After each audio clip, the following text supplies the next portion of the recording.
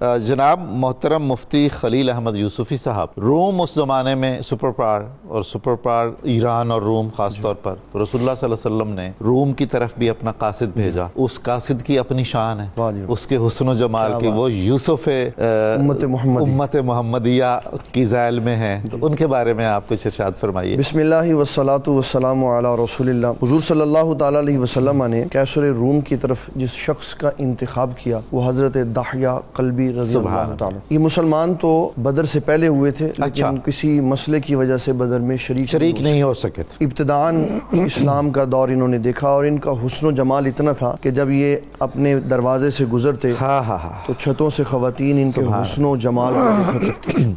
اور سب سے بڑا جو ان کو اعزاز ہے کہ اپنے حسن و جمال کو چھپانے کے لیے یہ نقاب کرتے تھے کہ کسی کی نگاہ ان کے چہرے پہ نہ پڑے، اور اسی کیفیت کا حضرت جبرائیل علیہ السلام سہارا لیتے اور حضرت دحیہ قلبی کی شکل اختیار کر کے سبحان اللہ، اور ساتھ انہوں نے نقاب کیا ہوتا. کیا بات. اور نبی صلی اللہ علیہ وسلم ان کے تشریف لے جانے کے بعد ارشاد فرماتے ہیں یہ حضرت جبرائیل علیہ السلام بیٹھے ہوئے تھے. آقا کریم صلی اللہ علیہ وسلم نے ان کا انتخاب فرمایا کہ آپ پہلے جائیں بصرہ کے حاکم حارث کے پاس، میرا پیغام دیں، وہ پھر ایک بندے کا تعین کرے گا، آپ پھر دونوں مل کر قیصر روم کی بارگاہ میں حاضر ہونا. صحیح. حضرت دحیہ قلبی جب بصرہ کے حاکم، علامہ صاحب یہ آپ دحیہ فرما رہے ہیں تو ظاہر ہے یہ ہمارے لیے بالکل اہم بات ہے آپ کا کہنا بھی. عوام الناس میں زیادہ تر دحیہ مشہور ہے، اس کا پروننسیشن دحیہ قلبی ہے. اچھا، درست ہے.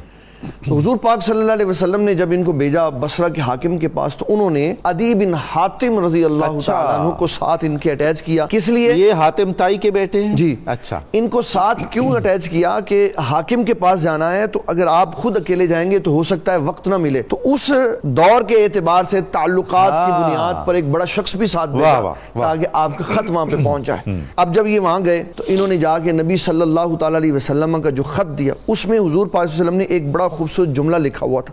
فرمایا من محمد ابن عبداللہ ورسولہ الی ہرقل عظیم روم. سبحان اللہ. اس سے ہمیں یہ تعلیم دی کہ جب آپ کسی بڑے بندے کو گفتگو کے لیے اپنے ساتھ ملائیں تو اس کے سارے القابات ضرور بیان کریں. کیا بات ہے. یہ ہمارے آقا یہ پروٹوکول کی بات، یہ پروٹوکول ہے جو نبی صلی اللہ علیہ وسلم نے ان کو دیے. اس کا نتیجہ کیا ہوا کہ خط کا اس کے اوپر اثر ہوا. اس نے فوری طور پہ اپنے لوگوں سے جب اس بات کا اظہار کیا کہ وہ ہماری کتابوں میں جس نبی علیہ السلام کا ذکر ہے کہیں یہ وہ تو نہیں ہے، ایک شور مچ گیا. پھر اس نے اس کو کور کیا. بڑا حکیم تھا، فہم و فراست والا تھا. پھر اس کو اس نے کور بھی کیا. پھر اس نے کہا کہ کوئی ان کا ڈیلیگیشن یہاں آیا ہوا ہے، ان کو بلاؤ. حضرت ابو سفیان رضی اللہ تعالیٰ عنہ جو اس وقت مسلمان نہیں تھے، بعد میں مسلمان ہوئے، یہ اس وقت وہاں روم میں موجود تھے. اس وقت مکہ المکرمہ اور مدینہ المنورہ کے حالات یہ تھے کہ یہاں صلح حدیبیہ ہو چکا ہوا تھا. ٹھیک. ابھی کچھ ظاہری طور پہ صلح ہوئی تھی. انہوں نے حضرت ابو سفیان رضی اللہ تعالیٰ عنہ کو سامنے کھڑا کیا اور ایک بندہ پیچھے کھڑا کیا. اچھا. کہ میں بات پوچھوں گا پھر اشارہ کروں گا، مجھے بتانا یہ سچ بول رہے ہیں کہ نہیں. اچھا. حضرت ابو سفیان بعد میں یہ کہا کرتے تھے کہ اگر مجھے وہاں اپنی عزت کا خطرہ نہ ہوتا تو میں ساری باتیں غلط کہتا.